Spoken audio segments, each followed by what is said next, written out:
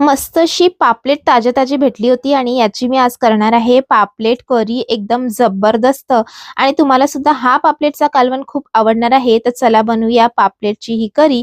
तर एकदम ताजे पापलेट भेटलेले होते, तर मी मार्केटमधून घेऊन आले आणि त्यानंतर याला मस्त साफ करून मी घेणार आहे आणि याच्या 3 तुकड्यामध्ये पीसेस करून घेणार आहे। आणि हे बघा मस्त असे मी पीसेस करून घेतलेले आहे आणि त्यानंतर वॉश सुद्धा करून घेतलेला आहे। तर चला आता आपण याची तयार करूया मस्त अशी पापलेटचं कालवण आणि पापलेट करी किंवा तुम्ही सांगू शकता। तर चला आता सर्वप्रथम आपण याचं वाटण तयार करणार आहोत। तर 1 छोटा चमचा तेल टाकून आपण यामध्ये 1 तुकडं ओलं खोबरं आणि 1 मध्यम साईजचा कांदा याला आपल्याला लाल करून घ्यायचं आहे। तर थोडंसं तेलामध्ये मिक्स केल्यानंतर यामध्ये मी 10 ते 12 लसूण पाकळी सुद्धा टाकणार आहे। तर हे 10 ते 12 लसूण पाकळी मी यामध्ये टाकून घेतलेली आहे। तर चला आपण मस्त असं मिक्स करून घेऊया आणि कांद्याचा कलर आणि जो खोबऱ्याचा कलर आहे ना, तो सोनेरी रंग येईपर्यंत आपण याला परतून घेऊया। आणि हे बघा मस्त असं सोनेरी रंग आलेला आहे। तर या टाइमावरती आपण यामध्ये टाकून घेऊया 2 हिरवी मिरची आणि त्याबरोबर टाकून घेऊया मूठभर कोथिंबीर। मिक्स करून घेऊया आणि गॅसची फ्लेम आता मी बंद करून घेतलेली आहे। आता आपण याला थंड करून याचं वाटण तयार करून घेऊया। त्यानंतर आपण याच पॅन मध्ये टाकूया 2 मोठे चमचे तेल आणि तेल चांगले गरम करून घेऊया। त्यामध्ये टाकूया 10 ते 12 मेथीचे दाणे आणि अर्धा चमचा मोहरी। मस्त असे तडकल्यानंतर आपण यामध्ये टाकून घेऊया गॅसची फ्लेम लो करून 1 चमचा कश्मीरी लाल मिर्च पावडर। याच्याने खूप छान चव येते अशा प्रकारे तेलामध्ये टाकल्याने। आणि गॅसची फ्लेम लो करतानाच टाकायची आहे, जळायला नको। आणि त्यानंतर आपण जो वाटण ग्राइंड करून घेतलेले होते ते वाटण आपण यामध्ये टाकून घेऊया आणि मस्त असं मिक्स करून घेऊया। 1 मिनिट आपण इथे परतून घेऊया मसाल्याला। आणि परतल्यानंतर आता आपण यामध्ये टाकणार आहोत पावडर मसाले। तर 1 चमचे टाकूया धणे पावडर, त्याबरोबर टाकूया अर्धा चमचा हळद, मीठ टाकून घेऊया आपण यामध्ये चवीनुसार। आणि हे सर्व मसाले आपण चांगल्या प्रकारे इथे मिक्स करून घेणार आहोत। तर चला मस्त असं मसाल्याला आपण इथे मिक्स करून घेऊया। कारण हा मसाला आहे ना खोबरं आहे, तर हे अंगावरती उडते मसाला खूप, म्हणून आपण याला झाकून शिजवून घेणार आहोत 3 ते 4 मिनिटं। तर पहिले मी मस्त मिक्स करून घेतलं, त्यानंतर लो फ्लेम वरती आता मी मध्यमाचे वरती याला ठेवणार आहे 2 ते 3 मिनिटं, म्हणजे मस्त असा आपला मसाला जो आहे ना तो ऑइल सेपरेट होईल आणि चांगला शिजेल।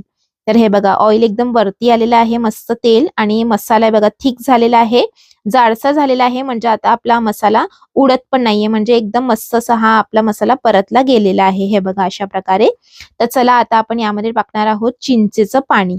तर अशा प्रकारे तेल सेपरेट झाल्यानंतर आपण यामध्ये टाकूया चिंचेचं पाणी। तर 1 चमचे मी चिंच घेतलेली होती आणि त्याला पाणीमध्ये टाकून घेतलेलं होतं आणि त्याचं पाणी मी नंतर काढून घेतलं।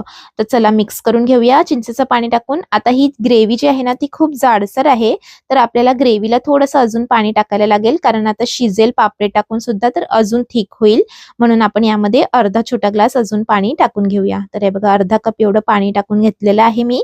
तर चला आता मिक्स करून घेऊया आणि मिक्स केल्यानंतर आपण चांगल्या प्रकारे यामध्ये बॉईल करून घेऊया। जेव्हा चांगला मस्त असा बॉईल यामध्ये येईल ना, तेव्हा आपण यामध्ये टाकूया पापलेटचे पीसेस जे आपण काढून घेतलेले होते साईडला। एकदम ताजे पापलेट होते आणि त्याचा अशा प्रकारे केलेला खोबऱ्याचा आणि जो कांद्याचा शिजवून केलेला म्हणजे भाजून केलेला कालवण असते ना, त्याचा टेस्ट खूप छान येतो। यामध्ये मी थोडं अर्धा टोमॅटो या अशा प्रकारे चंक्स मध्ये काटून घेतलेला आहे, त्याचा टेस्ट मला खूप आवडतो। त्याबरोबर मी टाकलेली आहे थोडीशी कोथिंबीर चिरलेली। आणि आता मी इथे थोडंसं हलक्या हाताने मिक्स करून घेणार आहे आणि 3 ते 4 मिनिटं मीडियम टू लो फ्लेम वरती बॉईल करून घेणार आहे, म्हणजे आपली ही जबरदस्त पापलेट करी आहे ना ती तयार होणार आहे। तर मिक्स करून घेऊया आणि मीडियम टू लो फ्लेम वरती 3 ते 4 मिनिटं शिजवून घेऊया। आणि 3 ते 4 मिनिटं शिजवल्यानंतर आपण चेक करून घेऊया आणि गॅसची फ्लेम 3 ते 4 मिनिटानंतर आता मी बंद करून घेणार आहे। आणि गॅसची फ्लेम बंद केल्यानंतर 5 मिनिटानंतर आपण चेक करूया, म्हणजे तरी जी आहे ना ती मस्त अशी वरती येईल। हे बघा 5 मिनिटानंतर तरी मस्त अशी वरती आलेली आहे आणि हा आपला जबरदस्त असा पापलेटचं कालवण जे आहे ना ते झालेलं आहे रेडी। तर तुम्ही सुद्धा नक्की ट्राय करा, ही रेसिपी तुम्हाला खूप आवडणार आहे। तर चला गरमागरम आता आपण या रेसिपीला काढून घेऊया आणि हा पापलेटचं कालवण तुम्ही गरमागरम भाताबरोबर किंवा चपाती बरोबर सर्व करा। आणि तुम्हाला ही आजच्या पापलेटच्या कालवणाची रेसिपी कशी वाटली आम्हाला जरूर फीडबॅक द्या। रेसिपी आवडली तर नक्की लाईक करा, शेअर करा आणि चॅनलवरती नवीन असाल तर जरूर सबस्क्राईब करा, कारण अशीच नवीन रेसिपी आम्ही तुमच्यासाठी आणत असतो। Thanks for watching.